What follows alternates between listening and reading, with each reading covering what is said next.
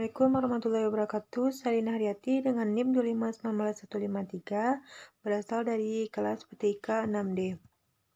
Baiklah, kali ini saya akan menjelaskan tentang sistem operasi.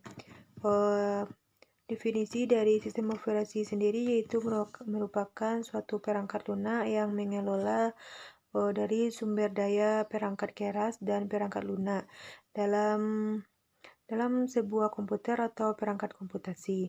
Kemudian fungsi dari adanya sistem operasi ini merupakan untuk menyediakan antarmuka antara pengguna dan perangkat keras, serta mengkoordinasi antara operasi sistem, menjalankan aplikasi, dan menyediakan dari layanan yang diperlukan untuk menjalankan program-program komputer.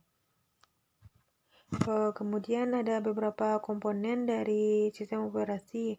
Yang pertama ada kernel. Kernel merupakan suatu inti dari sistem operasi yang bertanggung jawab untuk mengelola sumber daya seperti perangkat keras dan menyediakan layanan dan manajemen memori dan manajemen proses, manajemen file, dan komunikasi antar proses. Selanjutnya ada antarmuka pengguna yang memungkinkan antara interaksi antara pengguna dan sistem operasi yang dapat berupa baris perintah atau command line interface dan yang menyediakan elemen visual dan kontrol yang lebih mudah digunakan. Kemudian pustaka dari perangkat lunak yang dapat menyertakan dari pustaka perangkat lunak ini yang menyediakan fungsi-fungsi dari utilitas yang dibutuhkan oleh aplikasi. Pustaka ini bisa mencakup antara pustaka grafis, pustaka jaringan, dan program lainnya. Kemudian ada aplikasi bawaan.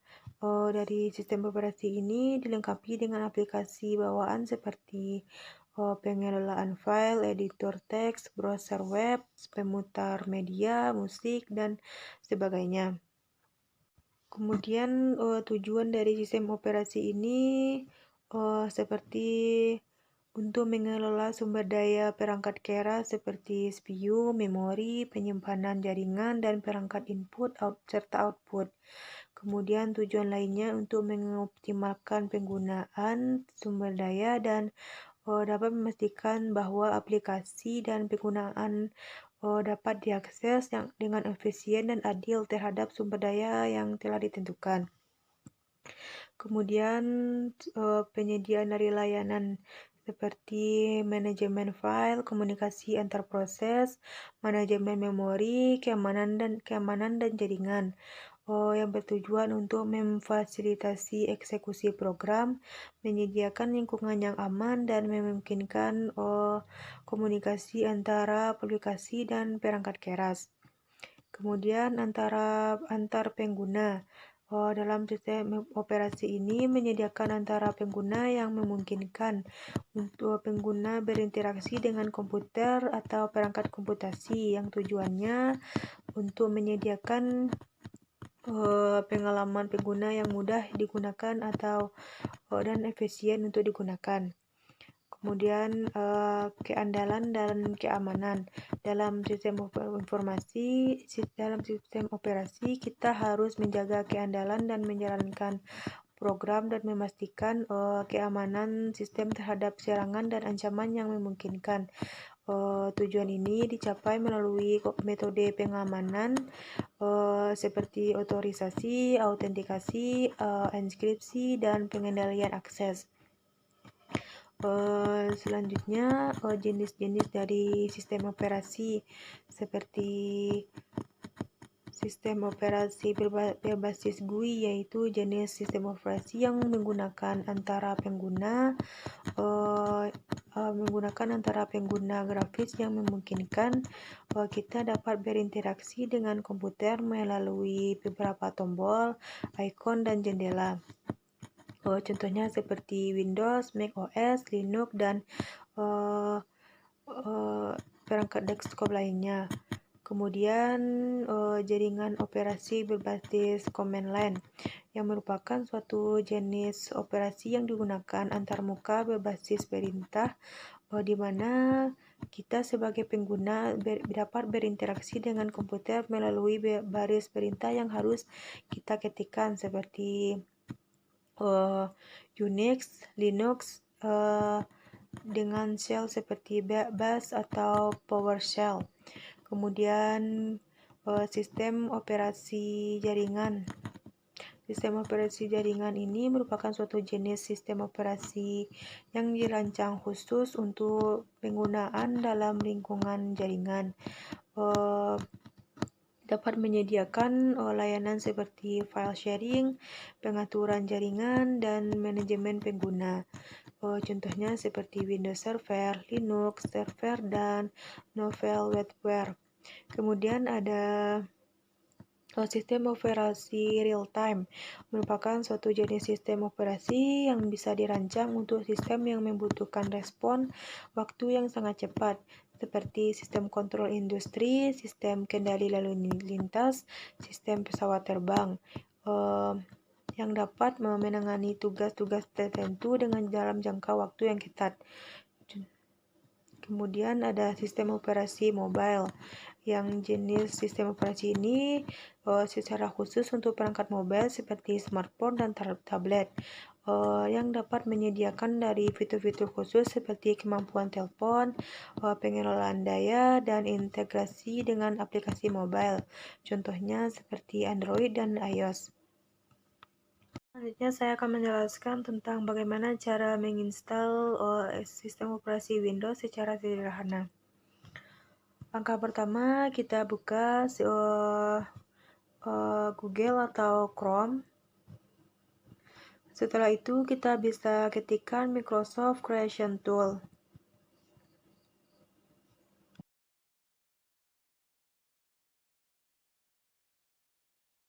Lalu kita pilih pada bagian atas yaitu download Windows 10 disk image atau ISO file Microsoft. Klik di sini.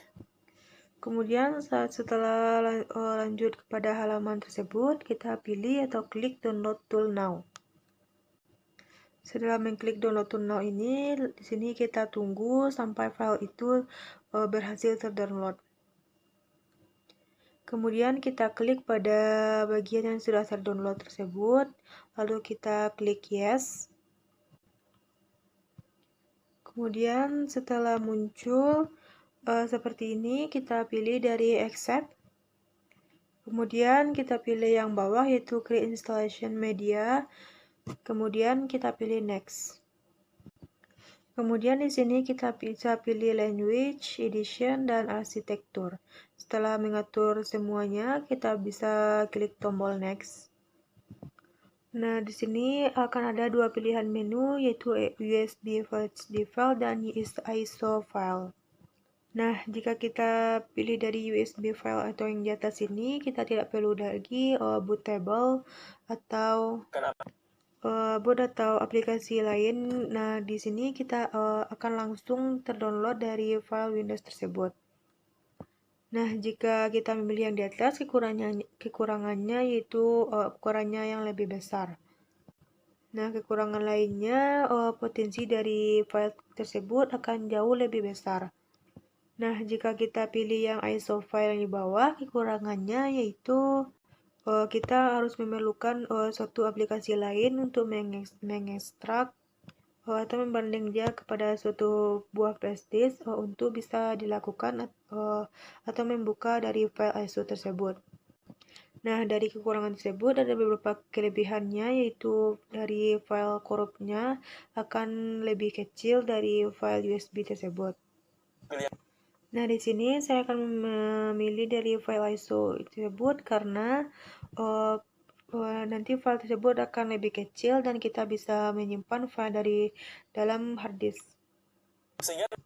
Oke, di sini kita akan pilih dari file ISO, kemudian kita klik next. Lalu di sini kita pilih file penyimpanan dari file ISO tersebut. Setelah menyediakan tempat penyimpanan tersebut, lalu kita pilih save. Sampai selesai, teman-teman.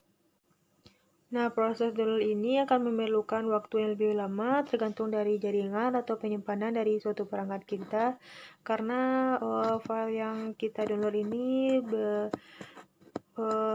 memerlukan 4 GB dan memerlukan waktu yang agak lama saat mendownloadnya. Oke, saat selesai proses downloadnya akan tampil tampilan seperti berikut. Di sini kita bisa langsung tekan tombol finish. Lalu kita tunggu proses lainnya sampai proses tersebut selesai. Nah, setelah itu akan muncul file dari Windows yang berhasil kita download. Nah, setelah download, kita akan memburning file dari Windows 10 itu ke dalam sebuah flash disk, agar nantinya kita bisa jadikan sebagai bootable untuk menginstal ulang dari perangkat-perangkat lainnya. Kemudian selanjutnya kita akan langsung kepada tahap kedua, yaitu dengan cara membuat bootable Oke, sekarang silahkan kalian dengan menggunakan suatu flash disk. Selanjutnya kita masukkan flash disk kepada dalam laptopnya, dan kita juga memerlukan sebuah aplikasi yang bernama Rufus untuk memburning dari file ISO dari Windows tersebut. Setelah mendownload dari aplikasi Rufus tersebut, langsung saja kita double klik dari aplikasi tersebut, kemudian kita klik yes. Nah, selanjutnya jika ada pilihan dari do you want to allow Rufus to check for application updates online, kita bisa pilih no saja. Selanjutnya pada device ini kita pastikan kita memilih flash disk yang kita masukkan tadi. Nah, pada position scheme and target system type-nya kita biarkan dari MBR position scheme for bahasa LV ini. Kemudian dari file sistemnya kita biarkan dari NTFS. Kemudian pada closure size-nya kita biarkan dari 4096 bytes. Kemudian pada new volume table labelnya kita berikan nama Windows 10. Kemudian pada logo disk itu kita pilih file ISO yang telah kita masukkan tadi atau yang telah kita download tadi sebelumnya. Nah, selanjutnya langsung saja kita pilih start. Nah, selanjutnya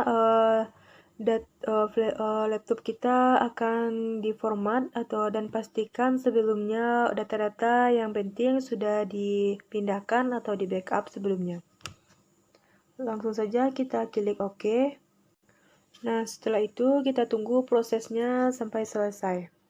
Nah, di sini prosesnya sudah selesai, kita langsung saja kita klik close. Nah, kita sudah menggunakan atau mempunyai bootable pada suatu flash disk yang akan kita gunakan untuk menginstal dari Windows 10. Kemudian pada langkah ketiga, kita akan langsung saja menginstal Windows 10 kepada perangkat. Pertama, silakan masukkan flash disk pada perangkat yang akan kita gunakan. Setelah USB tersebut masuk, langsung saja kita hidupkan laptop atau PC dengan cara menekan tombol power. Nah, setelah laptop itu hidup, langsung saja kita klik tombol F2 untuk masuk kepada menu BIOS. Nah, untuk masuk kepada menu BIOS ini memiliki cara atau menu yang berbeda-beda. Ada yang dapat menggunakan tombol F2, F1, dan F4, F10, dan lainnya. Tujuan kita masuk pada menu boot ini untuk mengatur priority yang sudah kita jadikan bootable tadi menjadi priority nomor 1, sehingga kita akan booting melalui flash disk yang sudah kita jadikan bootable sebagai Windows 10 tadi. Di sini untuk men-settingnya kita langsung saja masuk kepada menu boot. Setelah itu kita pilih hard drive or BBS priorities. Kemudian kita tekan enter. Nah, pada bagian 1 kita tekan enter.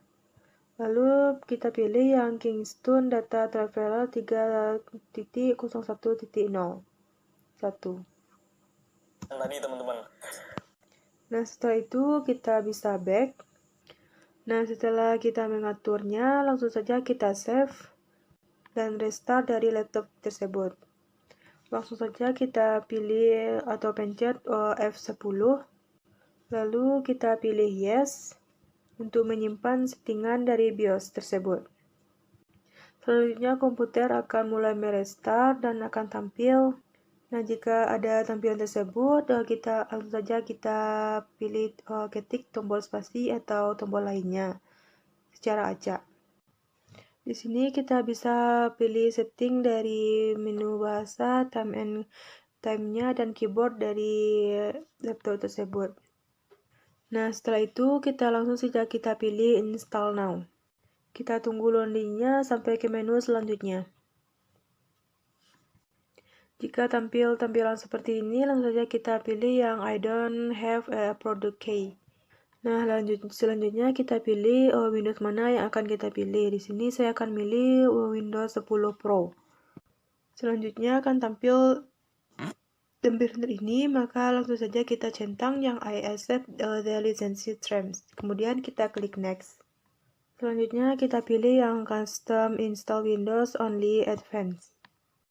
Setelah masuk ke menu ini, kita akan bisa memilih di mana akan kita install di Windows 10 kita tadi.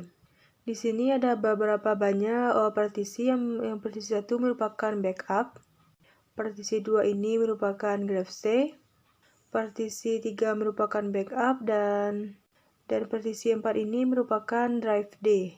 Nah, kita akan menginstal Windows kita pada partisi nomor 2. Setelah kita pilih drive C, lalu kita klik tombol format, dan kita klik OK. Nah, selanjutnya itu kita pilih tombol next. Nah, maka secara langsung Windows 10 akan mulai diinstal. Selanjutnya, jika muncul seperti ini, kita biasakan saja jangan pencet apapun pada keyboard. Nah, jika kita pilih menu tersebut, kita pilih region kita Indonesia, lalu kita pilih yes. Nah, di sini untuk keyboard layarnya kita pilih yang US saja, kemudian kita klik yes. Nah, di sini bisa kita skip. Nah, selanjutnya dia akan merestart lagi, dan jika ada tampilan seperti ini, jangan kita tekan apapun, biarkan dia booting untuk menginstal pada PC atau laptop. Di sini kita bisa beri nama untuk PC kita, kemudian kita next. Lalu kita juga bisa memasukkan password. Nah, di sini kita pilih yang accept. Lalu selanjutnya kita pilih yes. Setelah itu kita akan mulai masuk ke Windows 10 yang sudah kita download dan install tadi. Nah, setelah terinstall, langsung saja kita buka Windows 10-nya, akan muncul tampilan seperti berikut, dan kita hanya perlu menginstal aplikasi-aplikasi yang kita perlukan. Mungkin sekian penjelasan dari cara menginstal sistem operasi Windows secara sederhana dari saya. Saya akan menjelaskan tentang algoritma pemrograman dasar. Algoritma atau pencipta dari algoritma yaitu yang bernama Muhammad Ibnu Musa Al-Khawarizmi, yang merupakan seorang ilmuwan Islam yang karya-karyanya dalam bidang matematika, astronomi, astrologi, dan geografis yang banyak menjadi dasar dalam perkembangan ilmu modern. Dan dari namanya, istilah yang akan kita pelajari dalam algoritma ini, algoritmi kemudian berubah menjadi algoritma dalam bahasa Inggris dan diterjemahkan menjadi algoritma dalam bahasa Indonesia. Yang pertama, variabel konstansa dan tipe data. Dalam variabel, konstansa, dan tipe data merupakan tiga hal yang akan selalu kita jumpai ketika kita membuat program. Bahasa pemrograman apapun dari paling sederhana sampai paling kompleks mengharuskan kita untuk mengerti dari variabel, konstanta, dan tipe data tersebut. Pertama, kita akan membahas tentang variabel. Variabel ini merupakan suatu tempat di mana kita dapat mengisi atau mengosongkan nilainya dan memanggil kembali apabila dibutuhkan. Setiap variabel akan mempunyai nama atau nilai atau identifier. Nah, nilai-nilai ini akan tersimpan dalam nama variabel masing-masing sepanjang kita tidak mengubah dalam pengkodingan dari nama tersebut. Pada sebagian besar pemrograman, variabel harus dideklarasikan untuk mempermudah daily compare pekerja. Pemberian dari nama variabel harus mengikuti aturan yang ditetapkan oleh bahasa pemrograman yang kita gunakan. Namun, secara umum ada aturan yang berlaku untuk hampir semua bahasa pemrograman. Aturan-aturan tersebut antaranya yaitu nama variabel yang harus diawali dengan huruf, kemudian tidak boleh menggunakan spasi atau nama variabel. Kemudian saat menulis nama variabel tidak boleh menggunakan karakter-karakter khusus. Kemudian saat nama variabel tidak boleh menggunakan kata-kata kunci di bahasa pemrograman. Selanjutnya konstansa. Konstansa ini merupakan suatu variabel yang nilai datanya bersifat tetap dan tidak bisa kita ubah. Jadi konstansa di sini merupakan suatu bisa disebut juga dengan jaringan nirkabel yang bedanya adalah pada nilai yang disimpannya. Jika nilai datanya sepanjang programan berjalan tidak berubah, maka sebuah variabel lebih baik diperlakukan sebagai konstanta. Untuk variabel biasanya hanya ditentukan dengan nama variabel dan tipe datanya tanpa isian dari nilai data. Aturan penamaan variabel juga berlaku pada penamaan konstanta. Demikian juga dengan aturan penetapan yang tipe data. Contohnya di sini, jika kita membuat pada perhitungan matematika, yang mungkin akan muncul sebanyak tempat pada kode program. Nah, kita dapat membuat sebagai konstanta. Penggunaan konstanta ini akan lebih memudahkan penulis dalam mengkode program dibanding harus mengetikkan nilai yang berulang-ulang. Kemudian yang ketiga, tipe data. Tipe data di sini merupakan suatu jenis data yang dapat diolah oleh komputer untuk memenuhi kebutuhan dalam pemrograman komputer. Setiap variabel atau konstanta yang ada dalam kode program sebaiknya kita tentukan dengan pasti tipe datanya. Kemudian kita tetapkan pemilihan tipe data pada variabel atau konstanta yang akan singkat menentukan pemakaian sumber daya komputer terutama memori pada komputer. Salah satu tugas yang penting yang kita lakukan sebagai seorang programmer merupakan suatu tipe yang data yang sesuai dengan menghasilkan program yang efisien dan berkinerja dengan tinggi. Ada beberapa jenis dari tipe data. Yang pertama ada tipe data primitif yang merupakan tipe data dasar yang tersedia secara langsung pada suatu bahasa pemrograman. Sedangkan tipe data composite merupakan tipe data yang bentuknya terdiri dari dua atau lebih tipe data primitif. Kemudian ada tipe data numerik. Tipe data numerik ini digunakan pada variabel atau konstanta untuk menyimpan nilai dalam bentuk bilangan atau angka. Semua bahasa pemrograman menyediakan beberapa tipe data numerik yang hanya berbeda dalam jenis numerik yang diakomodasikan. Kemudian jenis yang termasuk dalam tipe data monumerik antara lain yaitu integer atau bilangan bulat dan float atau bilangan pecahan. Kemudian selain jenis dalam bahasa pemrograman juga diterapkan beberapa presisi angka yang digunakan. Misalnya ada beberapa tipe single adalah tipe data untuk bilangan pemecahan dan presisi yang terbatas, sedangkan tipe data double adalah tipe data yang untuk bilangan yang pemecahan dengan presisi yang lebih akurat. Untuk menentukan tipe data numerik untuk suatu variabel konstanta kita harus sangat berhati-hati. Selanjutnya ada karakter. Sama dengan tipe data numerik, karakter merupakan tipe data yang paling banyak digunakan. Dalam tipe data karakter ini kadang sebagai char atau string. Tipe data string hanya dapat digunakan dalam menyimpan teks ataupun sepanjang berada pada tanda petik 2 atau petik tunggal. Kemudian boolean. Tipe data boolean ini digunakan untuk menyimpan nilai atau true atau false, salah atau benar. Pada sebagian besar bahasa pemrograman, nilai selain 0 menunjukkan true dan 0 melambangkan false. Tipe data ini banyak digunakan untuk mengambil keputusan pada struktur percabangan dengan if then atau if then else. Selanjutnya ada array. Array ini atau string yang disebut dengan sebagai larik adalah tipe data yang digunakan atau tipe data yang sudah terstruktur dengan baik. Meskipun masih sederhana, maka array mampu menyimpan sejumlah data dengan tipe yang sama atau homogen dalam sebuah variabel. Setiap lokasi data array diberi nomor indeks yang berfungsi sebagai alamat dan data tersebut. Kemudian ada record atau struct. Seperti halnya array, record, dan struct adalah termasuk tipe data yang komposit. Record ini dikenal dalam bahasa Pascal atau Delphi, sedangkan struct dikenal dalam bahasa C++. Berbeda dengan array, tipe data record mampu menampung banyak data dengan tipe data yang berbeda-beda atau heterogen. Sebagai ilustrasi, array mampu menampung banyak data namun dengan satu tipe data yang sama, misalnya integer saja. Nah, sedangkan dalam record kita bisa menggunakan untuk menampung banyak data dengan tipe data yang berbeda-beda. Satu bagian integer, satu bagian lagi karakter, dan bagian lainnya boolean.